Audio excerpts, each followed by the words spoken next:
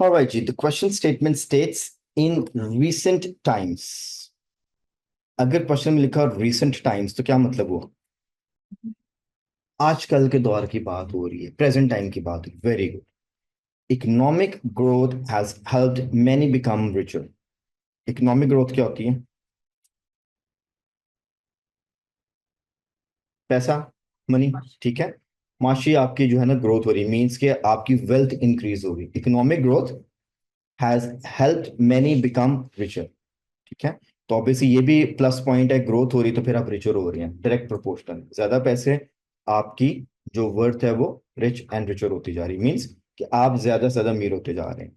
कहाँ पे हो रहे हैं जी? Both in developed and developing countries. ये डेवलप्ड कंट्रीज कौन सी होती हैं?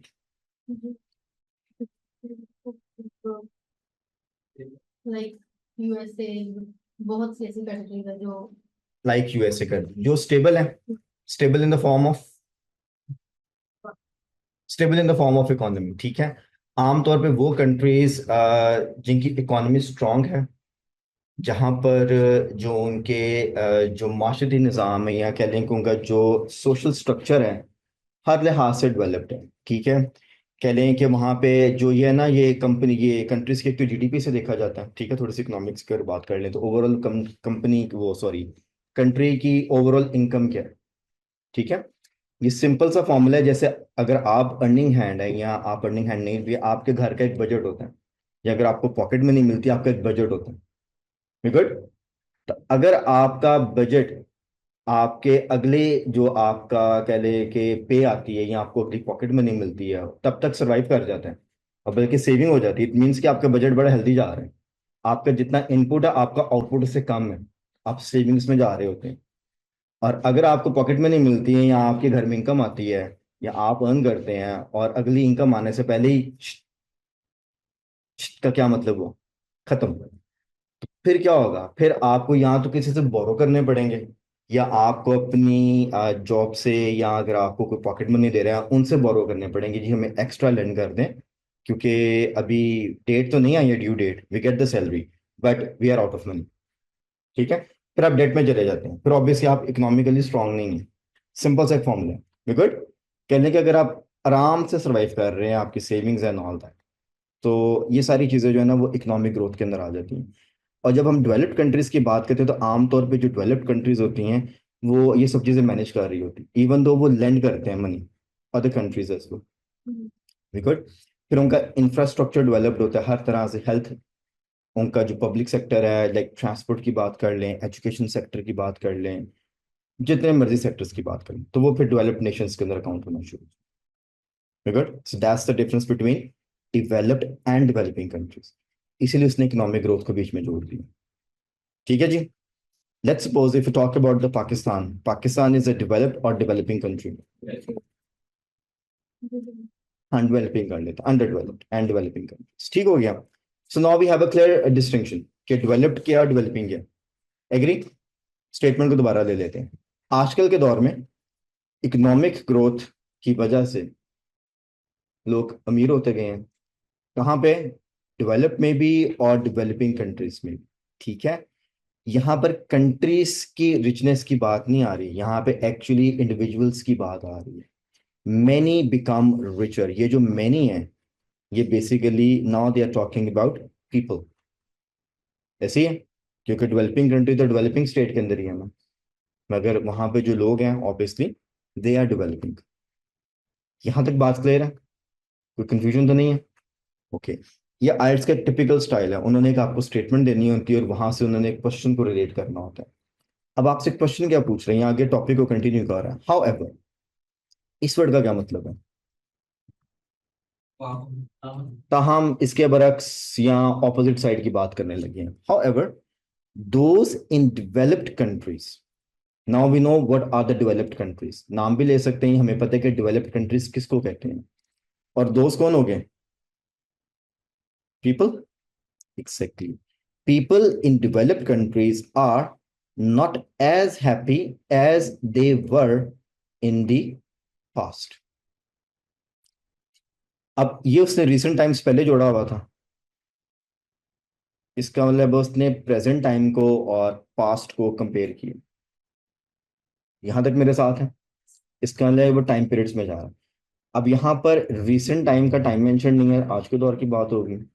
और जब उसने कहा as they were in the past, तो अब हम 10 years, 20 years, 30 years, even a century पीछे जा सकते, अब हमारी मर्जी है। क्योंकि क्वेश्चन में उसने हमें कोई डिस्टिंक्ट टाइम पीरियड नहीं दिया। ऐसे ही है, क्योंकि हम 2 साल पीछे भी चले जाएं वो तो पास्ट की बात हो जाएगी। ऐसी, agree? So now we have a picture clarity of the question. ठीक है, क्वेश्चन को हम दोबारा देख लेते हैं, सिर्फ इस हिस्से को। Recent times economic growth help many people become richer, both, सिर्फ डेवलप में नहीं, डेवलपिंग कंट्रीज में भी। लेकिन however those in developed countries, people in developed countries are not as happy as they were in the past. Question है why? अब actually इसमें money और हैप्पीनेस का कंपैरिजन, कि अगर ज्यादा पैसे तो ज्यादा खुश होना चाहिए, रिचर की बात आ गई है। एज पर दिस, पैसे भी ज्यादा हैं मगर आप खुश नहीं हैं। That is the question. अब वो आपसे सिर्फ रीजन पूछ रहे हैं ऐसा क्यों है। ठीक है, अगर आप इस स्टेटमेंट को देखें तो इसमें कितने रीजन पूछे हैं उसने? 2, 3, 4, 5, कितने? Why is this? इसका जो हम जो वर्ब है वो आमतौर पर सिंगुलर के लिए यूज करते हैं, इस, और आर प्लूरल के लिए होता है। इतना तो पता है ना, इस और आर। इसका मतलब है उसने सिंपल हमसे कहा कि यार कोई एक वजह बता दो, वन रीजन। अगर वो आपसे ज्यादा पूछना चाहता है तो यहाँ पर वो स्टेटमेंट कहता है कि what are the causes behind this, या what are the reasons. Agree? पूछ वो अभी भी रीजन ही रहा है, why. Why is always a reason. But question ने एक पूछा, अब हमारी मर्जी है हम दो लिख दें, मगर मिनिमम एक तो लिखना पड़ेगा। आपको पहले तो एक्सप्लेन करना पड़ेगा जी पैसे होने के बावजूद हैप्पी क्यों नहीं है कौन से लोग, जो डेवलप्ड कंट्रीज में रहते हैं, as compare to past and now, what is happening. दूसरा सवाल उसने पूछा जी what can be learn from this. ठीक है, ये उसके इफेक्ट्स की बात कर, कॉजेस और इफेक्ट। ठीक है, कॉज होता है कि किसी चीज की कोई वजह बताना, कोई रीजन देना, और इफेक्ट होता है उसके जो असरात होते हैं। अब असर जो है वो पॉजिटिव और नेगेटिव दोनों हो सकते हैं, ये काइंड ऑफ कहने के एक न्यूट्रल वर्ड है। ठीक है, अगर आपके मुताबिक इसके पॉजिटिव इफेक्ट्स हैं तो फिर आप इसके पॉजिटिव लर्निंग पे आ जाएंगे, और अगर आपके मुताबिक इसके कोई नेगेटिव इफेक्ट्स हैं तो फिर आप इसके नेगेटिव रीजनिंग पे आ जाएंगे, या उसके असरात पे आ जाएंगे। हाँ जी, ये तो समझ आती है ना, कॉज और effect is a different thing. कुछ जनरल एग्जांपल दे सकते हैं इस टॉपिक की, है इससे हटके, कॉज की और इफेक्ट की, कि क्या वजह हो सकती है और इसका इफेक्ट क्या हो सकता है, कोई एक। चलिए पहले एक पे बात कर लेते हैं। Why do you think people are not happy even though they have money, they are living in developed countries? तो फिर तो पैसे हैं ना आपके पास, फिर तो आप खरीद सकते हैं। तो आप जो है ना पैसे भी है लेकिन खुश नहीं है। फिर कोई और रीजन देना, ऐसे तो वांट्स तो आमतौर पे, फिर वांट्स को डिफाइन करें, because normally what we want we can buy, but if there is something we can buy then that's. किस तरह की opportunity? Like there different brands five यार आपके पास पैसे हैं ना तो आप अभी जाके फरारी भी खरीद सकते हो, दैट्स नॉट अबाउट इट। लेकिन उसका फिर कंपैरिजन आ जाएगा कि वो दूसरी साइड पे लैम्बो है उस तरह तो यार मेरे पास ज्यादा पैसे, मैं लेमो भी खरीद लूंगा। आप बताएं कि हैप्पी क्यों नहीं है, पैसे हैं हैप्पी क्यों नहीं है? आप क्वेश्चन के क्रक्स को नहीं समझ रहे हैं। सोशल डिस्टेंस आहिस्ता आहिस्ता आहिस्ता आहिस्ता ऐसे लिखनी है। मिस्टर पहले आप बताएं, आप क्या कह रही थी? स्ट्रेसफुल लाइफ, स्ट्रेसफुल इकट्ठा लिख लें, स्ट्रेसफुल लाइफ, हेक्टिक रूटीन। चलिए हम इसको एक बुलेट में ले लेते हैं।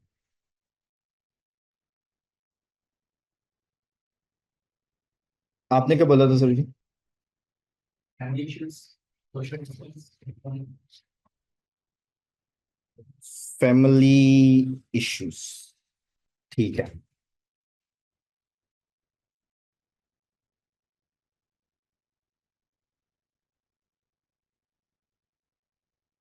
Family issues. अच्छा, एक चीज ऑफ द रिकॉर्ड कर लेते हैं, ठीक है?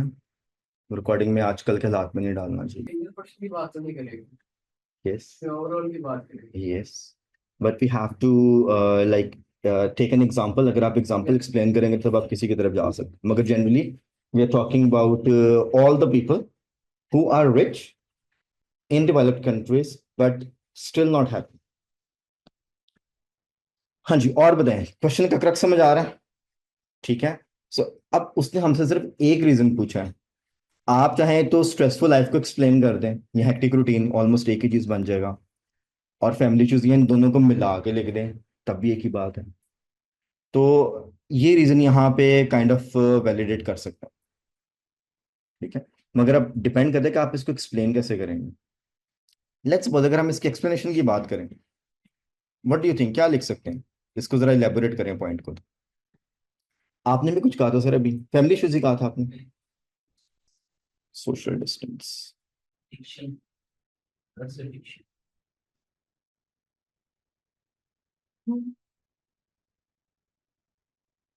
सोशल डिस्टेंस, ड्रग एडिक्शन को फिर थोड़ा सा रिलेट करना पड़ेगा हैप्पीनेस के साथ। कर सकते हैं चलो, but it it depends upon how you relate it. Unhealthy life, ठीक है, एक्सप्लेन करना आपने फिर। आपने कुछ बोला था मिस्टर भी।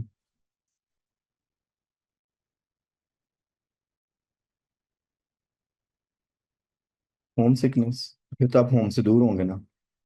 होम सिकनेस का मतलब होता है you are away from the home.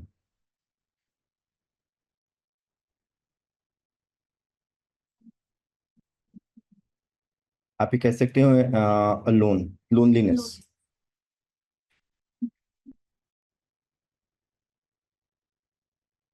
पहली गलत हो तो मुझे माफी है, आप लोगों को नहीं। लोनलीनेस, ठीक है जी। ऑलराइट, लेट्स सपोज अगर हमने इसको इलेबोरेट करना है फर्दर, जिसने जो जो पॉइंट लगवाया तो अपने अपने पॉइंट पे आ जाए। फॉर एग्जांपल ये जो स्ट्रेसफुल लाइफ और हेक्टिक रूटीन, इसको कैसे एक्सप्लेन करेंगे?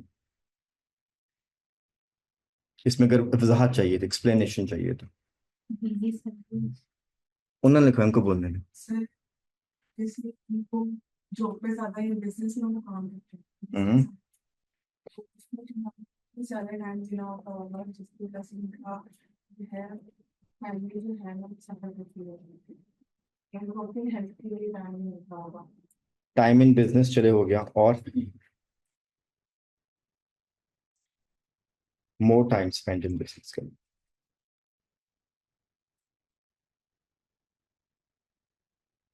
ठीक है। फिर ज्यादा काम करने की वजह से हेल्थ इश्यूज,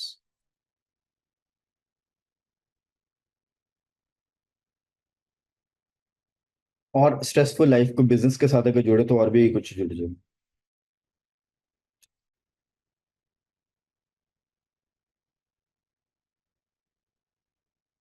अभी हेक्टिक रूटीन पे हैं, फिर फैमिली इश्यूज पे आते हैं। More time spend in business, health issues due to more. अच्छा, जब आप जॉब पे जाते हैं, अगर आप जॉब पे हैं या अगर आप जॉब नहीं करते, आप घर पे हैं, तो हर वक्त आइडियल सिनेरियो होता है घर पे या जॉब पे। सारा दिन बहुत अच्छे, बहुत मजा आ रहा होता है। प्रॉब्लम्स होती हैं, इश्यूज क्रिएट होते हैं, इस कारण के बिजनेस टाइप इश्यूज होते हैं। Every day is not a smooth selling in the business, ठीक है? आप मोर टाइम स्पेंड करें, दैट्स वन थिंग। स्ट्रेसफुल होने की एक ये वजह भी हो सकती है, आप काम ज्यादा कर रहे हैं, ये भी हो सकता है कि बिजनेस इश्यूज हैं, ठीक है? प्रॉब्लम्स आ जाती हैं, तो वो भी हम यहाँ पे डाल दें।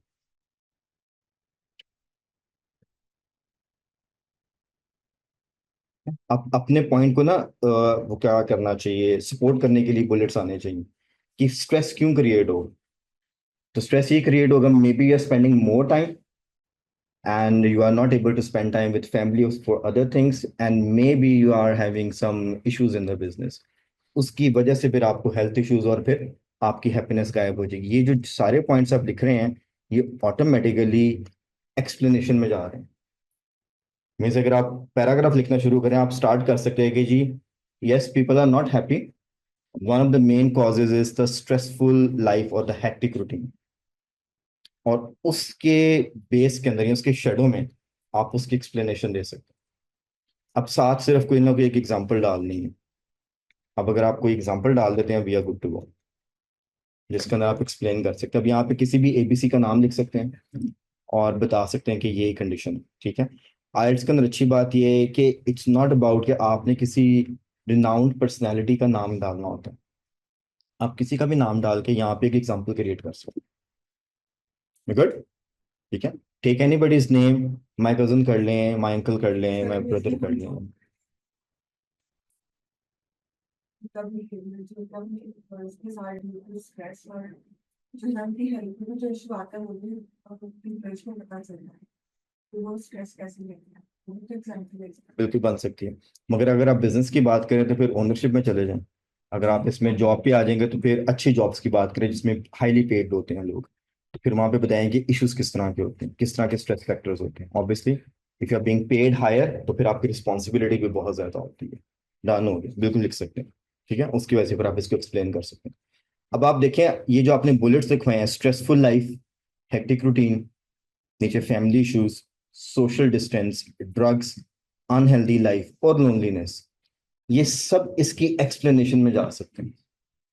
सब कुछ ऑलरेडी हमने दो तीन बातें तो डाल भी दी हैं, हेल्थ इश्यूज डाल दिए है, मोर टाइम स्पेंड इन बिजनेस है तो ऑब्वियसली आपके फैमिली में टाइम कम स्पेंड होगा तो फैमिली इश्यूज क्रिएट होने शुरू हो जाएंगे, ठीक है। होता क्या है जब आप बुलेट्स लिखते हैं ना कि मैंने ये लिखना है, ये लिखना है, ये लिखना है, तो उनमें से कोई एक ही बुलेट आपका प्राइमरी होता है और बाकी आपके सारे एक्सप्लेनेशन का पार्ट बन जाते हैं, क्योंकि वन वे और the other way they are complementing each other. बस आपने देखना था कि यार कौन सा बुलेट सबसे मेन बनेगा जिसके शेडो में ये सारी चीजें हम लिख सकते हैं, वो आपके अब लिखने पे डिपेंड करता है। गुड, हमारा एक पोर्शन तो कवर हो गया कि अगर मैं कहूं कि आप ये मुझे बताएं कि why is this happening, so I think we can write it down. लिख सकते हैं, ठीक है। फॉर्मूला मैं आपको बता देता हूँ, लिखना आपने अभी, ठीक है। आज हम दरमियान से ऐसे को स्टार्ट करें, हम सीधा मेन बॉडी पैराग्राफ लिख लेते हैं आज, ओके। फॉर्मूला क्या, मेन बॉडी पैराग्राफ का फॉर्मूला एक बार रिवाइज कर लेते हैं।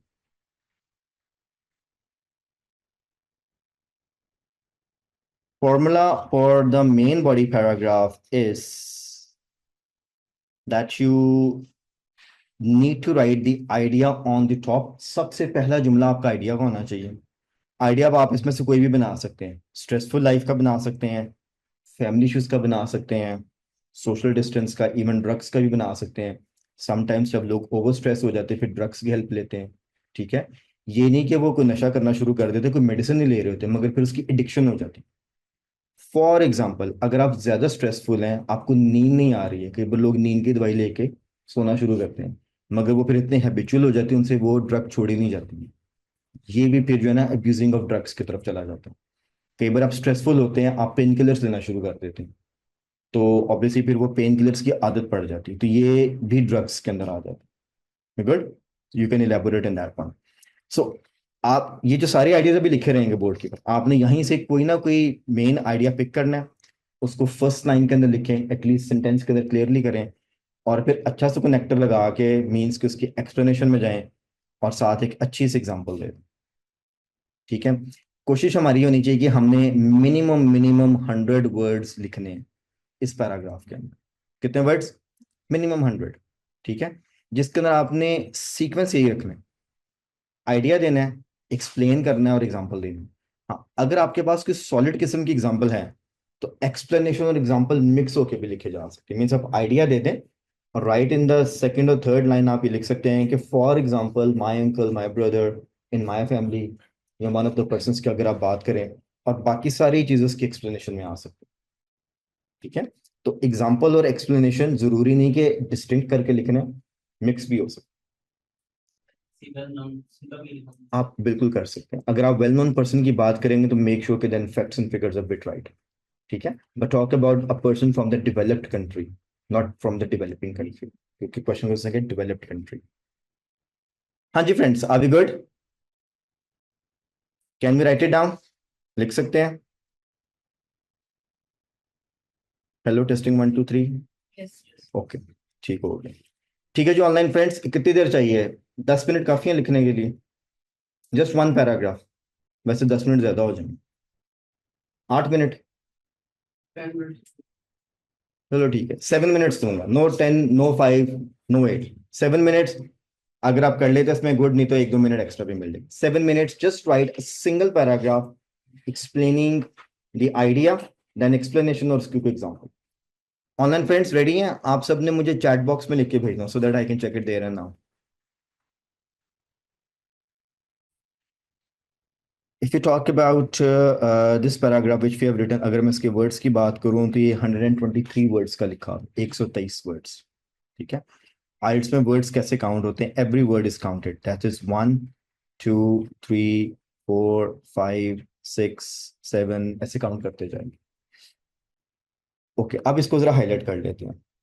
जब भी आप मेन पैराग्राफ पे आते हैं, मेक श्योर कि the very first line gives the idea.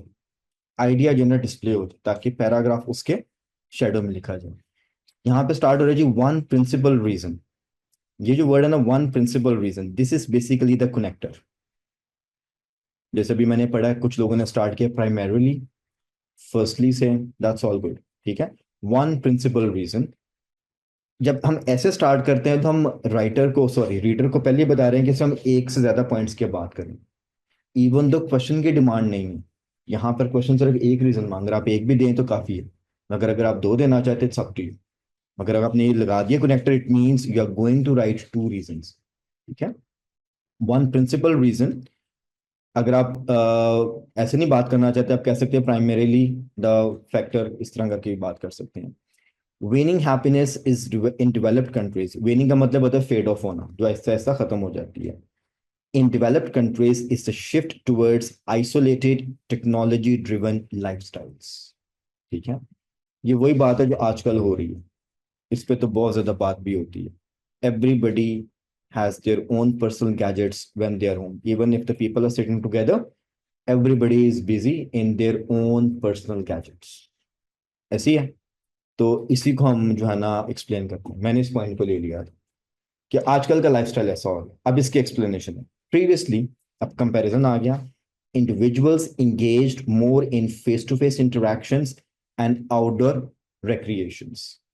Obviously जब टेक्नोलॉजी नहीं थी, इतने ज्यादा चैनल्स नहीं थे, तो अंदर बैठ के क्या करना, फिर लोग बाहर भी जाते थे, और अगर इकट्ठे बैठे थे तो फिर गपशप ज्यादा होती थी, विच फॉस्टर्ड स्ट्रॉन्ग सोशल बॉन्ड्स। हाउएवर, अब क्योंकि कंपैरिजन में चल रहा है, ये भी कनेक्टर आ गया, ये भी कनेक्टर आ गया, तो बात कनेक्ट हो रही है।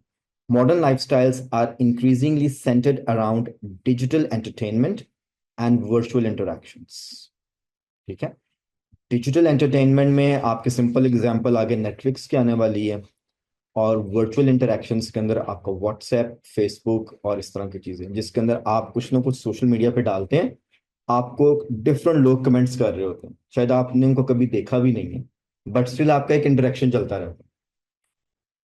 फॉर इंस्टेंस, अब आगे एग्जाम्पल, जिसका मतलब कि हम कहना क्या चाह रहे हैं, after a long work day many unwind. Unwind means अपनी थकावट कैसे उतारते हैं। ठीक है, ये सब वर्ड्स अब पिक करने वाले हैं इसके अंदर। By watching Netflix and browsing Facebook और टिकटॉक। ठीक है, ये जो ऊपर दोनों बातें की, digital entertainment and virtual interactions. Although, अब फिर कंपेयरिंग वर्ड आ गया, these activities provide instant gratification. Gratification is satisfaction, उसी का एक एडवांस वर्ड है। They often lack depth and fail to fulfill a meaningful in-person interaction.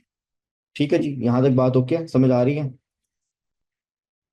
ये हमारा पहला पॉइंट कवर हो, आइडिया, उसकी explanation, and then we have example. Secondly से मींस दूसरा, हम इसका कलर चेंज करते हैं, ब्लू कर लेते हैं। Secondly, the pressures of contemporary society. Contemporary is again the present. Talk about the current. Have intensified stress and anxiety. कैसे? The relentless pursuit of success and material wealth, ये जो भी समीना जी या साइमा जी ने जो लिखा था, सोसाइटल प्रेशर, वही वाला पॉइंट मैंने दोबारा यहाँ पे लिखा हुआ है, जिसके अंदर हम वेल्थ की बात करते हैं, ठीक है। Success and material wealth, success means के आपके रैंक से ऊपर चले जाएं, एंड मटेरियल वेल्थ ऑब्वियस आपके पास पोजेशंस ज्यादा हों, has led to excessive workloads, ठीक है। अब क्योंकि सेकेंडरी पॉइंट इसने एक्सप्लेन नहीं किया है इसको, मगर है कि आइडिया का मेन जेस्चर आ गया। In contrast to earlier generations who valued layer and personal connection, today's professionals often prioritize financial stability, ये वही है material wealth, at the expense of well-being. well-being एक बड़ा जनरल सा वर्ड है, इसके अंदर हेल्थ भी आ जाती है, आपकी जनरल हैप्पीनेस भी आ जाती है, सारा कुछ ही आ जाता है, डिपेंड करता है आपने कहाँ पे यूज किया। तो ये सेकंड पॉइंट एक्चुअली एक्सप्लेन कर रहा है, जो कि स्ट्रेस एंड एंजाइटी है, कि हमें सक्सेसफुल होने का और मटेरियल वेल्थ इकट्ठा करने का जो प्रेशर होता है सोसाइटी की तरफ से, उसकी वजह से भी फिर हम बहुत सारी चीज़ों को कॉम्प्रोमाइज करते हैं, and then we are working and working, हम उसको एंजॉय नहीं कर पाते, बस इकट्ठा करने में लगे रहते, ये इसका फिर मतलब, ठीक है। सो अगर मैं ये पॉइंट निकाल भी दूं, तो फिर ऊपर वाले पॉइंट को थोड़ा सा और एक्सप्लेन कर दे, या अगर मैं इस पॉइंट को प्राइमरी बना लूं, ऊपर वाला पॉइंट निकाल दे, बात एक ही। ये वही पॉइंट लिखे हैं जो अभी आपने थोड़ी देर पहले बताए थे, उसी में से निकालिए, नीचे वाले तो बिल्कुल वही हैं, ये ऊपर वाला आप जरा मिस कर गए। मगर अगर थोड़ा सा सोचते तो वो जो आपने लोनलीनेस की बात की थी और फैमिली इश्यूज की बात की थी, मे बी लिखते हुए एक्सप्लेनेशन में आपने यही डाला कि सब लोग आजकल आइसोलेट हो गए हैं, everybody has their own world, अपनी अपनी दुनिया में मगन। Good. So as per the question अगर हम बात करें, सो टारगेट ये था कि आपने जब भी क्वेश्चन का आंसर करना है तो हमेशा टॉपिक के मुताबिक करना है, टॉपिक से डी ट्रैक या नहीं आपने नहीं होना।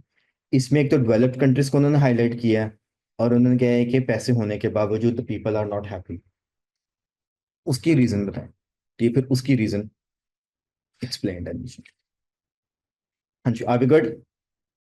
मेनली इसमें हमने सीखा है कि आपने पैराग्राफ को कैसे एग्जीक्यूट करना है, बस आइट्स में याद रखें, आइडिया सबसे पहले, उसके बाद एक्सप्लेनेशन और एग्जाम्पल, या एक्सप्लेन और एग्जाम्पल को मिक्स करके लिखें, और इनको सेपरेट करने के लिए कनेक्टर्स चाहिए। आप ज्यादा आइडियाज है तो firstly secondly one of the main ideas, फिर सेकेंडली, और जब एक्सप्लेनेशन करें तो एक्सप्लेनेशन वैसी आ रही होती है, और एग्जाम्पल के लिए हम एक्चुअली फिर for instance, for example, such as के वर्ड्स यूज कर सकते हैं, सो दैट सेपरेट्स। फिर एग्जामिनर को पढ़ के आइडिया हो जाता है। अब ये जैसे यहाँ पे लिखा हुआ है, आज मैंने इसको जानबूझ के बिल्कुल हाईलाइट नहीं किया, अदरवाइज हम कनेक्टर्स वगैरह हाईलाइट कर देते हैं। एग्जाम में जब आप पैराग्राफ लिखेंगे तो ऐसा लिखा होगा, ठीक है, उसमें कोई हेडर अवेलेबल नहीं है, कुछ भी नहीं है, कुछ किसी चीज को बोल्ड नहीं कर सकते, तो एग्जामिनर को पढ़ते हुए आइडिया हो जाना चाहिए कि कहाँ पे कौन सी चीज लिखी हुई है। हाँ जी, any questions on the paragraph writing in the IELTS, ऐसे के अंदर कि पैराग्राफ को कैसे लेकर चलना। Good. Online friends, we all good, किसी को कोई क्वेश्चन तो नहीं है, how we need to manage the paragraph writing? अगर कोई है सवाल तो बताएं, नहीं है तो फिर अगली बात करते हैं। हाँ जी, ऑल सेट, ठीक हो गया। अब हम बात कर लेते हैं थोड़ी सी इंट्रो की, और फिर हम जो है ना देखेंगे कि टाइम बचेगा तो नेक्स्ट पैराग्राफ पे चले जाएंगे, एटलीस्ट हमारा इंट्रो और मेन पैराग्राफ कवर हो जाए, then maybe we write a conclusion as well. Intro का अगर मैं फॉर्मूले की बात करूं, एज पर द फॉर्मूला, आइल्स की हम क्योंकि बात कर रहे हैं तो इसलिए हम फॉर्मूलाज की बात कर रहे हैं। आइल्स में जैसे भी हमने टॉपिक को क्रैक किया है, basically we call it a background, या आप उसको टॉपिक भी बोल सकते हैं, मैं टी लिख रहा हूँ for the topic. Requirement is this कि आपने जब भी इंट्रो स्टार्ट करना है तो आपने उसी टॉपिक को पैराफ्रेज करना है, मीन्स रीराइट करना होता है। इसकी सिंपल सी एक्सरसाइज ड्यूरिंग प्रैक्टिस ये है कि आप डिक्शनरी में वर्ड्स डाल के उसका ऑल्टरनेटिव वर्ड निकाल लिया करें and just rewrite the statements, और जितनी बार आप ये करेंगे ऑटोमेटिकली आपकी वोकैब डेवलप होती जाती है।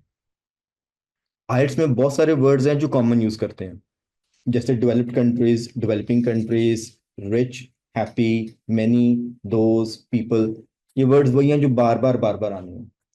इसके अंदर बस उसने उसको एक रिलेट किया इकोनॉमिक ग्रोथ के साथ, इवन ये इकोनॉमिक और ग्रोथ के सारे जनरल वर्ड्स हैं, इसमें कोई ऐसा वर्ड नहीं जो कि बड़ा ही स्पेसिफिक हो, ये किसी ना किसी क्वेश्चन में आपको कहीं ना कहीं इंट्रैक्शन में मिल जाएंगे। So once you have the vocab, obviously आप उसको रीराइट आसानी से कर सकते हैं। इसका सिंपल फॉर्मूला ये है कि जितने ज्यादा क्वेश्चंस को आपने vocab के साथ कन्वर्ट किया होगा, इट बिकम्स इजी। दूसरा, उसने जो सवाल पूछा था उसका वन लाइन में आंसर देना था, जिसको हम थीसिस स्टेटमेंट बोलते हैं, बेसिकली आंसर स्टेटमेंट। और ये लिखने का बेस्ट तरीका तभी होता है जब आप क्वेश्चन एनालिसिस कर लेते हैं। That is why I always prefer कि सबसे पहले क्वेश्चन को क्रैक करें, अपने आइडियाज को लिस्ट डाउन कर लें जैसे भी हमने किया था, उसके बाद इंट्रो लिखें। क्योंकि इंट्रो में अगर आप स्पेसिफिक स्टेटमेंट डालते हैं, I think that is more valued as compare to general. आप ये भी लिख सकते हैं थीसिस के अंदर, while there are many reasons and a lot of lessons can be learned। अगर ऐसे लिख दें तो थीसिस स्टेटमेंट आपकी रेडी है। ठीक है ना। एक क्वेश्चन ये था ना कि रीजंस क्या है और सीखा क्या आपने। मगर अगर आप बताते हैं कि रीजंस ये हैं, जैसे मैंने टेक्नोलॉजी वाली बात कर दिया, आपने सोशल प्रेशर्स की बात कर दी है, आपने फैमिली इश्यूज की बात कर दिया है, तो then you can write it down, वो ज्यादा अच्छी स्टेटमेंट बन जाए। गुड। इंट्रो लिखे फिर। 3 मिनट्स काफी है, 3 to 4 मिनट्स। ठीक है। क्वेश्चन आपके सामने दोबारा डिस्प्ले कर देता हूँ। आइडियाज आपके पास ऑलरेडी हैं। अगर आप पूरा नहीं लिख सकते तो जो हमने भी क्रैक किया उसके मुताबिक इंट्रो मुझे लिख के दे दें। मींस कि आपने एक ही क्वेश्चन को क्रैक किया है अभी, एक मींस के उसके पहले पार्ट को, तो एटलीस्ट वो स्टेटमेंट मुझे चाहिए। पैराफ्रेज किसको करना है? This portion. ये पूरा लिखना है मगर इसको पैराफ्रेज करके लिखना है। डिक्शनरी ओपन कर लें, जिस वर्ड का सिनोनिम नहीं आता उसका सिनोनिम डिक्शनरी से देख के लिख लें, और इस लाइन का मुझे बेशक एक आंसर दे दें। दूसरे का भी लिख सकते हैं, गुड, नहीं तो एटलीस्ट इसका तो दें। एटलीस्ट आपको समझ आ जाएगी कि हमारा इंट्रो बनेगा कैसे। गुड। ठीक है जी, 3 to 4 मिनट्स हैं, जल्दी करें, जैसे ही कर लें तो मुझे बताएं, फिर हम इस पर बात करते हैं।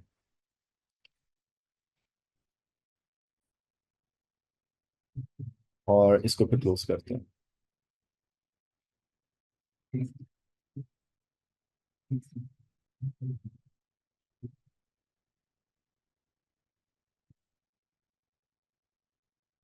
ऑलराइट जी, ये वही आंसर है जो भी हम लोगों ने किया। इंट्रो पे बात कर लेते हैं। ठीक है। I keep it in this way. Intro का आपका जो मेन फॉर्मूला है, main formula is like you री राइट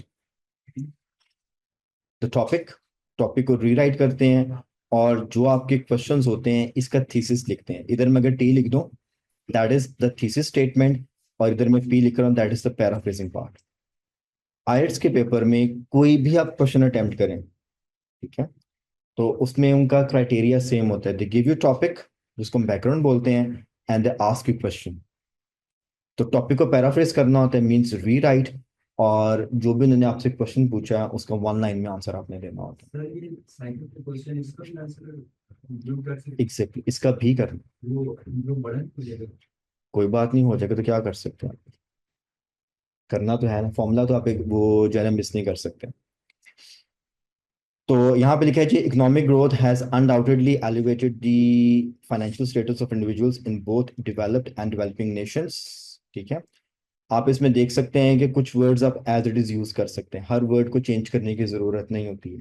ये मैं बार बार जानबूझ के इसलिए करता हूँ ताकि आपको आइडिया हो जाए कि हर वर्ड को कन्वर्ट नहीं करना होता। जैसे economic growth, developed and developing nations आ गया, क्योंकि एग्जाम सिनेरियो में ये बहुत ही लाइकली चांस है कि आपको हर वर्ड को अल्टरनेटिव याद नहीं आएगा। बिसाइड्स दैट कि आप इंट्रो पे बहुत ज्यादा टाइम वेस्ट करते हैं, तो वो गलत हो जाएगा। फिर मेक श्योर कि आप फॉर्मूला एग्जीक्यूट करें, कुछ वर्ड चेंज कर दें, कुछ अगर आप ऐसे भी लिख रहे हैं गुड टू गो, क्योंकि ज्यादा नंबर ऐसे में बॉडी पैराग्राफ्स में। क्योंकि ये तो देखना, ये तो आपको हेल्प अवेलेबल है, ये तो आपने वही चीज दोबारा लिखी है। ये जो नीचे के पैराग्राफ्स है ये आपने क्रिएट की, that is actually the main answer they are looking for. इसलिए इंट्रो पे बहुत ज्यादा टाइम स्पेंड नहीं करना। इसीलिए अगर आप क्वेश्चन एनालिसिस के बाद इंट्रो लिखते हैं तो फिर इंट्रो लिखना आसान हो जाता है, बिसाइड्स दैट कि आप इंट्रो पहले लिखें। क्योंकि अगर आपने पहले डिसाइड कर लिया कि मैंने लिखना क्या है, तो फिर आपकी थीसिस स्टेटमेंट ऑटोमेटिकली रेडी होते हैं, so that becomes easy. Paradoxically, happiness levels in wealthier nations have declined over time। ये भी आपकी paraphrasing continue है। ठीक है। In my opinion, this trend stems primarily from modern lifestyle changes and it highlights that money alone cannot guarantee long term contentment. ठीक है, ये वाली जो स्टेटमेंट है ये फर्स्ट को टैकल कर रही है कि एक्चुअली रीजन क्या है, और इसमें जो लर्निंग पॉइंट ऑफ व्यू है वो ये लिखा है कि पैसा जो है ना अकेला सब कुछ नहीं कर सकता, हैप्पीनेस नहीं दे सकता। ऑब्वियसली जब इसका सेकंड पैराग्राफ जाएगा तो उसमें एक्सप्लेन होगा कि सिर्फ पैसे से ही जो है ना हैप्पीनेस जो है ना अवेलेबल नहीं। गुड। सो सिंपली आपने अगर फॉर्मूला याद रखा तो इट बिकम्स इजी। आयट्स में बस क्योंकि ऐसे के फॉर्मूलाज बना हुए हैं तो फॉर्मूला के मुताबिक लिखते हैं, और तैयारी करते वक्त मेक श्योर कि आप पैराग्राफ बाय पैराग्राफ प्रिपेयर करें, ना कि पूरा ऐसे इकट्ठा तैयार करें। First of all what you need to do is just work on the introduction, सिर्फ पैराफ्रेजिंग सीख लें, डिफरेंट क्वेश्चंस निकाला करें, इंटरनेट पे बेशुमार अवेलेबल है, हम असाइनमेंट में एक डाल देते हैं। But if you are preparing और आपने आज टारगेट किया कि यार मैंने ऐसे का इंट्रो रेडी करना है, एटलीस्ट कोई 10-12 क्वेश्चंस निकाल लें, चलिए राउंड फिगर रख लेते हैं 10 क्वेश्चंस, टाइम कम है तो 5 क्वेश्चंस, सिर्फ और सिर्फ उनका इंट्रो पे काम करना है। Set 1 hour, half an hour, 40 minutes, आपको जितना टाइम लगता है। Keep the dictionary with you. आप जब उन क्वेश्चंस के बार बार पैराफ्रेजिंग या उसके सिनोनिम्स पे जाएंगे, आपको खुद नजर आएगा कि आयल्स में कितने क्वेश्चन है जिसके अंदर सेम वर्ड्स वो बार बार यूज करते हैं। ये सिर्फ कुछ दिनों की एक्टिविटी है, आपको खुद ब खुद जो है ना वर्ड्स याद होने शुरू हो जाएंगे, आपको पता लगेगा बार बार वो कैसे करते हैं। ठीक है, सिर्फ आधा घंटा, ये 1 घंटा 3-4 दिन देने की बात है, एक हफ्ता ले लें और टारगेट करेंगे 1 घंटे के अंदर मैंने 10 एसेस के इंट्रो करने हैं। अगर 1 घंटे से कम टाइम लग रहा है दैट इज इवन गुड, अगर इतने में आप कर लेते हैं दैट इज बेटर। ठीक है, तो क्योंकि थीसिस लिखने के लिए आपको उसका क्वेश्चन एनालिसिस करना पड़ेगा, तो मेरा ख्याल है टाइम लग जाएगा आपको। गुड। अगर 10 नहीं हो रहे तो एटलीस्ट घंटा जरूर स्पेंड करें उसमें, टारगेट कर लेंगे मैंने 4, 5 या 6 क्वेश्चन करने हैं। Once you are done at least आपको इतना कॉन्फिडेंस आ जाएगा कि आपका इंट्रो जो है ना वो आपको पता है कि मैंने कैसे करना है, मीन्स कि ऐसे को स्टार्ट कैसे करना है, question analysis and intro. Then उन्हीं एसेस के ऊपर, मीन्स एक दिन अगर इंट्रो किया है तो अगले दिन आप काम करने का आज मैंने मेन पैराग्राफ पे काम करना है, कल जिन एसेस का इंट्रो लिखा था उसी का एक क्वेश्चन उठाएं उसके एक मेन पैराग्राफ पे लिखें, सिंपल फॉर्मूला एग्जीक्यूट करें, क्वेश्चन एनालिसिस और आप आधा काम पहले ही कर चुके हैं। What you need to do just write an idea. इसमें क्या होगा, आपके एक तो कनेक्टर्स की यूजेज आपको आ जाएगी, प्लस आपकी जो एक्सप्लेनेशन है वो आपकी सेट होती जाएगी। और हम कभी नहीं कहते कि हमें पूरा पूरा ऐसे लिख के दें, आपने इंट्रोस पे काम किए इंट्रो सबमिट करवा दें हमें, मगर 4-5 ऐसे के आपने मेन पैराग्राफ पे काम किया है, क्वेश्चन दे दें उसका मेन पैराग्राफ सेंड कर दें, so that I can see at least कि आपने मेन पैराग्राफ से एग्जीक्यूट किया। Agree. Then comes the conclusion. Conclusion is basically rewriting of the intro. ठीक है, अगर मैं इसको थोड़ा सा ऐसे करूं तो ऐसे जरा समझने में आसानी हो जाएगी। ट्रिक ये है कि एक्चुअली इसी बात को आपने रीराइट करना होता है, मगर अगेन पैराफ्रेजिंग चाहिए होती है, क्योंकि होता है कैल्स के पेपर में कि हम यहाँ पे लिखते हैं कि हम ये बताने लगे हैं, और यहाँ पे होता है कि ये बता दिया है, तो सेम ही चीज रिपीट हो रही होती है। अक्सर लोग कहते हैं कि जी इंट्रो और कंक्लूजन तो सेम सेम है, सेम सेम ही होगा, आपने कंक्लूजन में कोई नई बात नहीं करनी होती। तो इंट्रो में आपने जो कहा उसको आपने यहाँ पर एक्सप्लेन कर दिया सारे को। ठीक है जी, ये आपकी पूरी की पूरी एक्सप्लेनेशन है with idea and example and everything. तो जब आप कंक्लूड करेंगे, कंक्लूड भी तो इन्हीं पैराग्राफ्स को करना है ना आपने नीचे, इसलिए अगेन बात वही हो रही है। अब दो तरीके इंट्रो लिखने के, या तो आप जो अपनी थीसिस स्टेटमेंट है, ठीक है, पैराफ्रेजिंग जो थीसिस स्टेटमेंट है उसको रीराइट कर दे नीचे, आपकी ओपिनियन आ जाती है, या आपने जो भी इनमें बात की है इसका रिजल्ट नीचे लिख दे, पूरा पैराग्राफ समराइज सही करना, दैट्स द ट्रिक। इसलिए आइल्स का जो इंट्रो है वो शॉर्ट स्वीट एंड ब्रीफ होता है, इसमें ज्यादा काम नहीं होता। मेजरली मार्क्स जो है ना आपके इस पोर्शन के होते हैं, यहाँ पे गेम नंबरिंग है। इंट्रो क्योंकि पैराफ्रेज्ड होता है और एग्जामिनर को पता है अगर आप इसको रीफ्रेज कर देंगे तो दोबारा आ जाएगा, so that's why this is the main portion जहां पे उसने आपको नंबर देना, so that's why that's how you need to work on it. Good. ठीक है, आज मैं फॉर्मूला ए की बात नहीं करूंगा, ये फॉर्मूला हमने ऐड किया हुआ है। ठीक है, अगर आप इस फॉर्मूला पे जाना चाहते हैं तो ये ऑलरेडी एक ऐसे का टेम्पलेट रेडी है, that's intro, that's first main paragraph, that's second main paragraph, और दैट्स कंक्लूजन। कनेक्टर्स लगे हुए हैं, आप चाहें तो इसको भी यूज कर सकते हैं, ठीक है। पिछले लेक्चर में मैंने इसको बहुत अच्छे से एलेबोरेट किया था। हम क्या करेंगे कि नेक्स्ट जो लेक्चर आएगा हम जरा फॉर्मूले को भी साथ ले लेंगे, ठीक है।